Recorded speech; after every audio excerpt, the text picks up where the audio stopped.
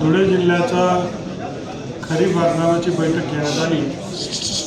या बैठकीमध्ये आम्ही प्रयत्न केला की पूर्ण जी प्रणाली आहे, पूर्ण जी साखळी आहे, त्याच्यामध्ये पत पुरवठा असेल, त्याच्यामध्ये बियाण्याची व्यवस्था असेल, खत व्यवस्थापन असेल, त्याच्यानंतर शेतकऱ्यांना मार्गदर्शन असेल, पाण्याचं नियोजन असेल, ऊर्जाच्या संदर्भातलं नियोजन असेल, सोलारच्या संदर्भातलं नियोजन असेल, या सगळ्या विषयांवर सखोल अशी चर्चा झाली।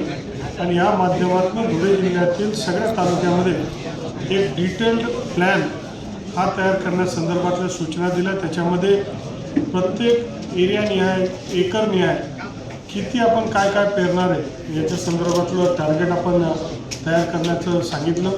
त्याचबरोबर खताचं प्रमाण हे कमी करण्यासंदर्भातलं एक टार्गेट आपण ठेवलं पाहिजे, तेही आम्ही याच्यावर चर्चा केली।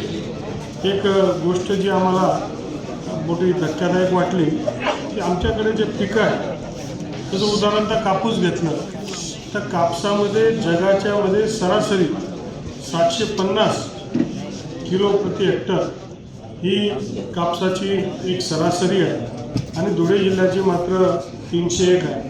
म्हणजे भारताची जगाची 750 आहे, भारताची त्याची जवळपास 50% म्हणजे 460 आहे, महाराष्ट्राची 348 आहे आणि धुळे जिल्ह्याची 301 आहे।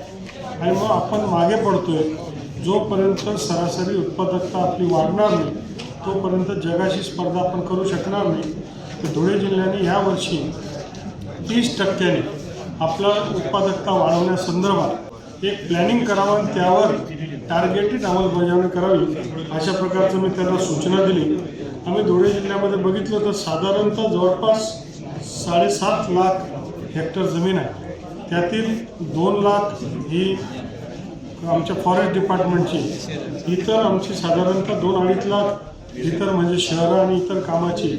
तर उरलेली जी 4,37,000 एकर जमीन आहे त्याच्यामधनं केवळ 3,77,000 याच्यावरच पेरणी होते। म्हणजे जवळपास 70,000 एकरवर कुठल्या प्रकारची पेरणी किंवा कुठल्या प्रकारची शेती होत नाही।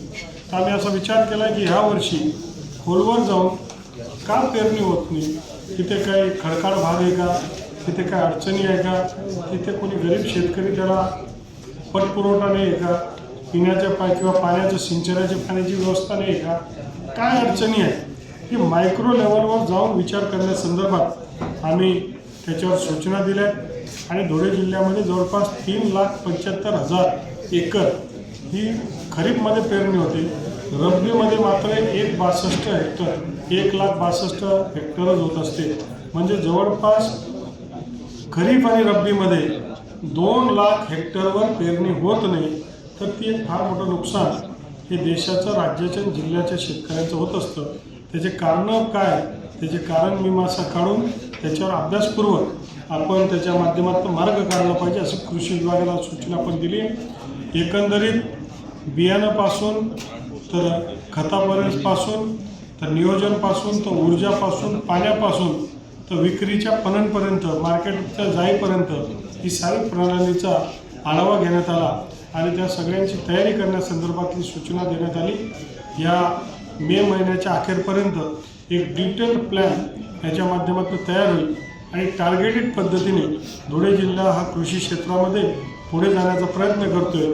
आमच्या बैठकीला आमदार गावितताई, खासदार बच्चावताई असे सगळे लोकप्रतिनिधी होते आणि या माध्यमातून धुळे जिल्ह्याची अर्थव्यवस्था जर वाढवायची असेल तर शेतकऱ्याची आमदनी वाढली पाहिजे, त्याच्यामधनं त्याची सरासरी यील्ड वाढली पाहिजे, या संदर्भातल्या उपाययोजनासंदर्भात टार्गेटेड काम करण्यासंदर्भात आजच्या बैठकीमध्ये ठरवण्यात आलं आणि त्या प्रकारची सूचना देण्यात आल्या।